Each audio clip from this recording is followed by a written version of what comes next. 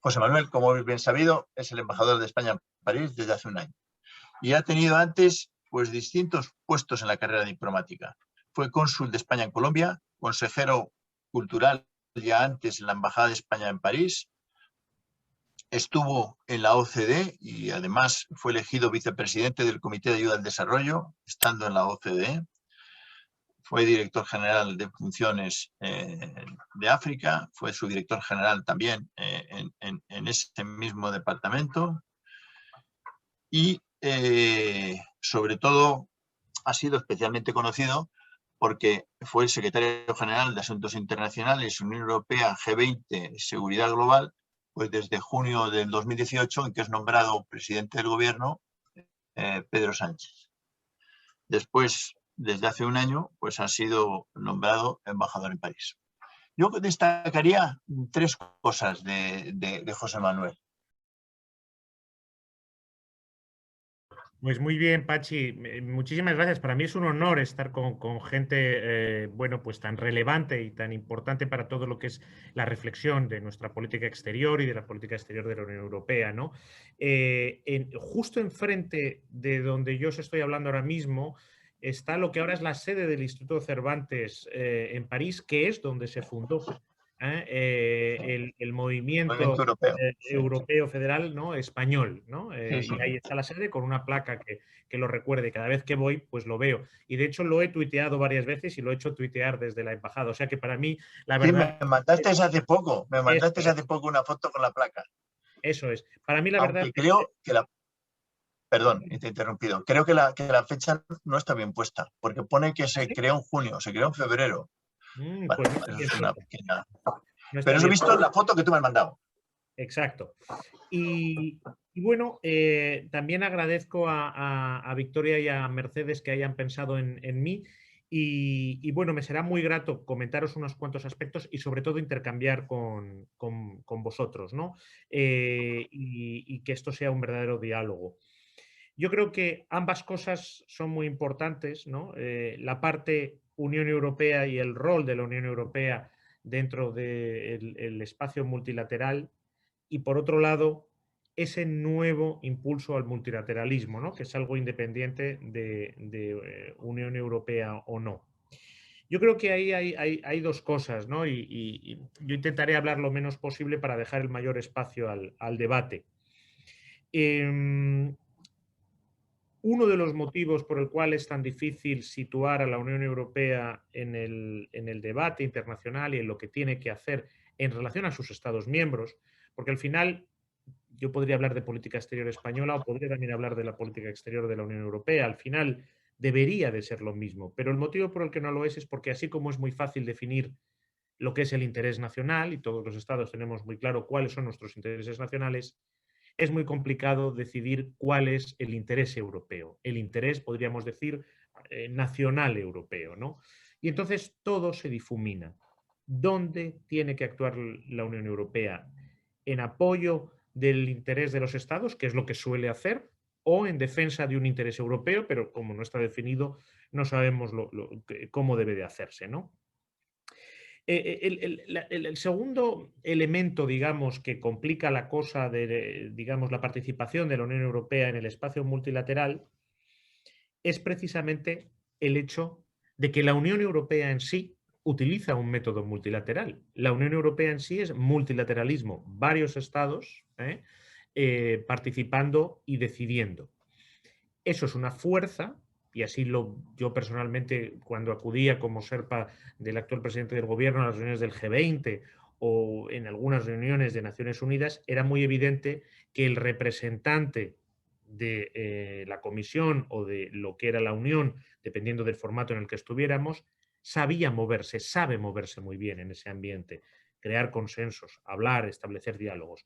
Pero al mismo tiempo, esa fuerza en el mundo multilateral es una debilidad con respecto a muchos actores estatales que no terminan de sentirse cómodos hablando con la Unión Europea.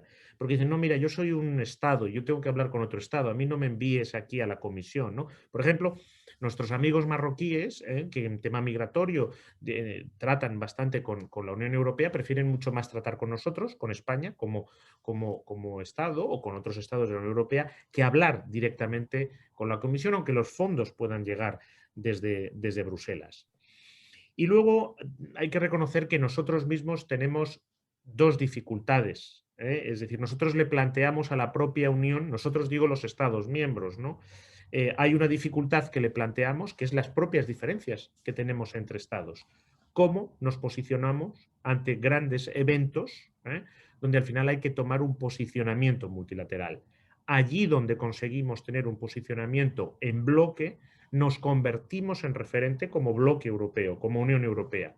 Los derechos humanos, un clásico. O ahora, por ejemplo, el cambio climático. Sin la Unión Europea no avanzan estos dosieres, porque hemos conseguido un consenso, aunque haya sido un consenso difícil. Allí donde acudimos separados o con intereses o con opiniones divergentes, bueno, pues ahí, evidentemente, nosotros como Estado y la Unión Europea no consiguen jugar un papel relevante. Hay un caso de lo que fue la guerra de Irak, lo que eso supuso. Supone que la Unión Europea queda completamente fuera de juego. Y eso lo podemos extrapolar a todo lo que es política de defensa, donde nadie espera a la Unión Europea como actor, porque no tenemos claro entre nosotros qué debe de ser la política de defensa de la Unión Europea. Y a eso debemos de añadir una división interna entre las instituciones de la Unión. El Sofagate, por ejemplo, ahora, que digamos es una cosa un poco teatral, ¿no? Parece un poco de teatro, un poco de boulevard, ¿no? De dos personas luchando por una silla. Bueno, eso pone de relieve que esas diferencias entre la presidencia de la Comisión y la presidencia del Consejo, la representación y la interlocución exterior de la Unión por parte de ellos, a lo que hay que unir el papel del alto representante, que en este caso tenemos que felicitarnos que sea un español tan relevante como Josep Borrell, todo eso debilita nuestro propio posicionamiento dentro del debate multilateral. Hechas esas consideraciones, la Unión Europea es muy fuerte en una serie de terrenos en los que es absolutamente insoslayable. El comercio, claramente, porque hay unas competencias exclusivas claras de la Organización Mundial del Comercio. Sin embargo, está todavía muy lastrada por la opinión parcial en ocasiones de Estados miembros a la hora de actuar plenamente con esas competencias. Si vemos, por ejemplo, cómo ha actuado la Unión Europea en relación a los Estados Unidos de Trump, en los casos Airbus, Boeing, sanciones cruzadas a productos agrícolas, la Unión Europea, evidentemente, no ha funcionado con la rapidez y con la contundencia que a nosotros nos hubiera gustado, en el caso de las sanciones agrícolas a Airbus, porque había otros estados que también tenían esas mismas sanciones, pero que temían otro tipo de represalias por Estados Unidos. Sigue siendo muy dependiente de la opinión de los Estados miembros, lo cual tampoco debería de extrañarnos porque nosotros mismos le hemos pedido que eso sea así. En ayuda oficial al desarrollo, en todo lo que es cooperación, desarrollo, evidentemente somos la gran potencia de la Unión Europea. El 55% de la ayuda oficial al desarrollo, entre Estados miembros y lo que viene de las instituciones de la Unión, es lo que representa el bloque europeo en materia de AOD. Somos el mayor donante, sin duda. Pero además de las cantidades, que evidentemente es lo definitivo, es también el enfoque. Si hay un bloque en el mundo que su AOD intenta cada vez más desligarla de cualquier interés distinto de lo que es el desarrollo y la ayuda, esa es la Unión Europea. Y luego hay todo un concepto de soft power donde somos el referente, los europeos somos el referente. Evidentemente, todo lo que es derechos humanos y democracia. Probablemente no nos damos cuenta, pero allí donde la Unión Europea tiene mayor credibilidad es en el terreno de derechos humanos y democracia. Una condena de la Unión Europea en materia democrática o materia de derechos humanos es una losa para cualquier Estado del planeta. Pero ojo, es una losa no solamente para estados no democráticos, por decirlo de alguna forma. No es simplemente que ningún estado africano, asiático, que no cumpla estándares de democracia plena tema eso, sino que, bueno, Israel teme enormemente un posicionamiento contrario de la Unión Europea en materia de derechos humanos en su tratamiento con los territorios palestinos. O si la Unión Europea habla en contra de la pena de muerte, los Estados Unidos se sienten mal. La potencia llega hasta ese punto. Nosotros somos el estándar democrático y de derechos humanos. Y ahí, en ese terreno, digamos, podemos también entroncar en estos momentos el cambio climático. No habría un entorno multilateral favorable al cambio climático si no es por la Unión Europea.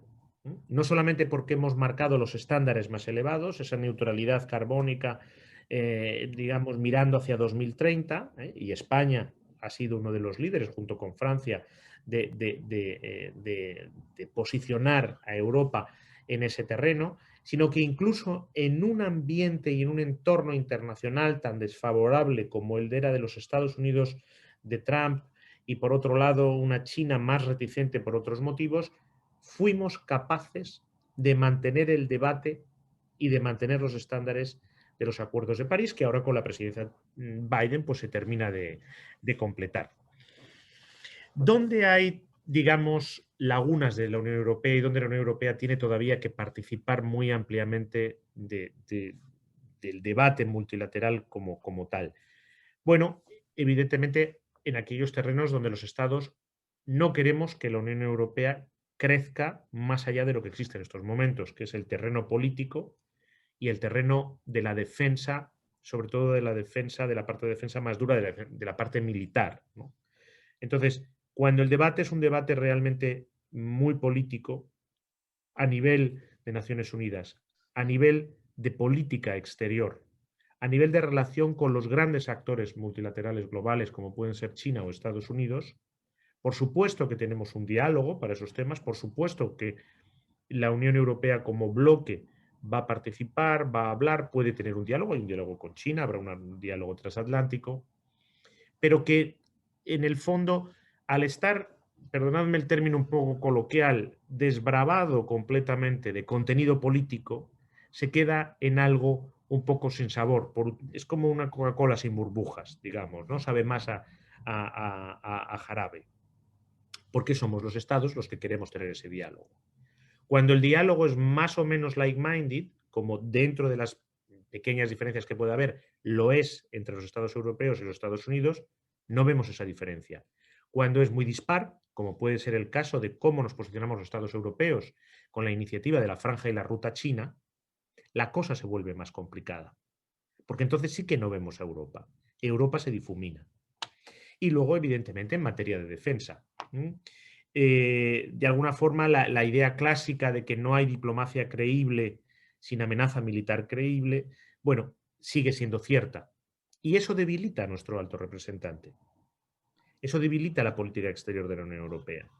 Porque no hay una posibilidad de imponer posiciones in fine como última ratio por parte de la Unión Europea, y todo el mundo sabe que si eso ocurre, vendrá de la mano de algún o algunos Estados miembros.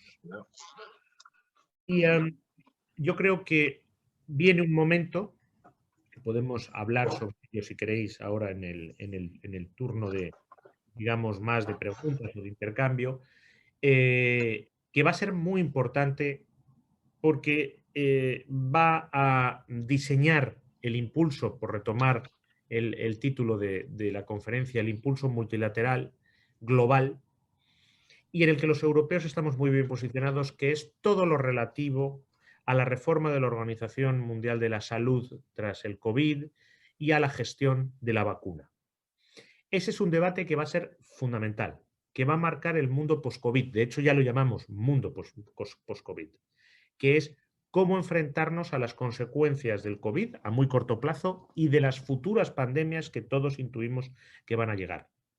Para ese debate, los europeos, que hemos creado un sistema de sanidad pública de alto estándar, que somos capaces de movilizar altos recursos para no dejar a nadie atrás, mucho más que en cualquier otro país o región del planeta, estamos especialmente bien situados para dirigir ese debate y para que sea nuestro modelo, si podemos llamarlo así, nuestro modelo sanitario o de concepción de lo que debe ser la sanidad, la que marque la pauta un poco como hemos hecho con los derechos humanos o con el cambio climático. Europa tiene que estar ahí, tiene que estar bien pronto en la cita. Yo creo que estamos bien situados para ello, porque con todas las críticas que podemos hacer a la Unión Europea de su falta de reactividad, de falta de previsión, etcétera, etcétera, pensad que en menos de un año la Unión Europea ha sido capaz de establecer una central de compras de productos europeos. Recordad que pues por estas fechas, hace un año, las máscaras eran un producto que se consideraba un producto escaso, no se sabía muy bien qué iba a ocurrir con ellos. Hoy en día encontrar máscaras en cualquier país de la Unión Europea es algo facilísimo a un coste muy bajo. El plan de relanzamiento económico para paliar las consecuencias económicas y sociales. ¿Quién hubiera pensado en una mutualización de la deuda en ese plan de relanzamiento de esa manera? ¿O quién hubiera pensado que los Estados europeos nos hubiéramos puesto de acuerdo para unos estándares de producción de vacunas y un reparto y que no sea un sálvese quien pueda? Aunque podamos decir, bueno, pero aquí y allí ha habido dificultades o todavía las hay, sí, pero la pauta global es donde no se esperaba la Unión Europea, con mucha reactividad ha aparecido y es en este terreno. Y yo creo que en los próximos 2-3 años nos la jugamos mucho como bloque y tenemos mucho que decir porque tenemos un modelo, un doble modelo, un modelo sanitario, por decirlo de alguna forma, muy tradicional en Europa y un modelo que hemos desarrollado en este último año, que es muy colaborativo entre todos los estados de la Unión Europea para luchar contra la pandemia, contra el COVID, producir esta vacuna y hacer una distribución eficaz que puede replicarse al resto del mundo y que es absolutamente vital. No os olvidéis, es decir, es una evidencia evidente, pero mientras no estemos todos sanos y salvos del COVID, aquí nadie está sano y salvo. Por lo tanto, no vale para nada que lo hagamos en España o en Europa. Tenemos que tener una erradicación de la pandemia a nivel global. Y terminaré esta primera aproximación, si queréis, simplemente con una idea que me parece que es la fundamental. Al final del día, a pesar de las dificultades que pueda haber y del posicionamiento de la Unión Europea dentro de lo multilateral, lo que os he dicho, hay debilidades que vienen de los estados, hay debilidades institucionales, hay debilidades en cuanto a que la Unión Europea no tiene el mismo peso en todos los debates multilaterales. No existe multilateralismo, no puede existir multilateralismo sin la Unión Europea. Porque de la Unión Europea, digamos, de los países que componen ese bloque, provienen la mayoría de las ideas que inspiran el sistema multilateral y porque la Unión Europea en sí es, digamos, un crisol de lo que es el método multilateral, ¿no?, plasmado y probablemente el proyecto, o probablemente, el proyecto político multilateral más exitoso, más exitoso que tenemos en este momento.